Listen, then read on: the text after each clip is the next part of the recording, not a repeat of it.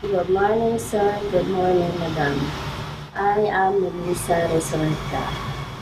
I am 37 years old, married with 5 children, and a high school graduate.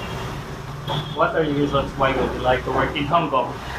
I would like to work in Hong Kong because I want to earn more money to support my family. When an employer gets angry to your mistakes and shouts to you, what would you do? If my employer gets angry with me because I did mistake, I will say sorry and promise not to do it again.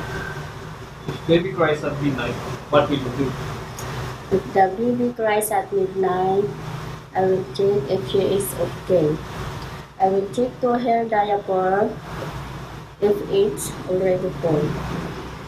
If children are very naughty and always shout to you, hit you, what will you do to them? If the children are naughty, I will tell to their parents who will be the one to discipline them.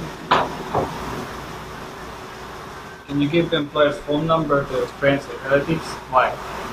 I will not give employer phone number to other people because it is their privacy. If the child gets injury or fever, what will you do? If the children gets fever, I will check the temperature and give medicine to recommended by the doctor.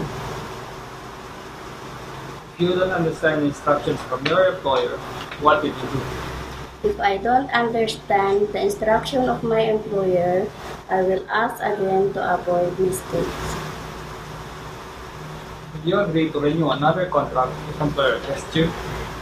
Yes, I will agree to renew another contract as a replacement. What is your promise to your employer if they will choose you to be their helper?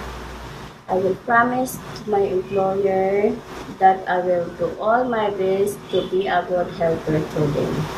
Thank you, sir. Thank you, madam. See you soon in Hong Kong.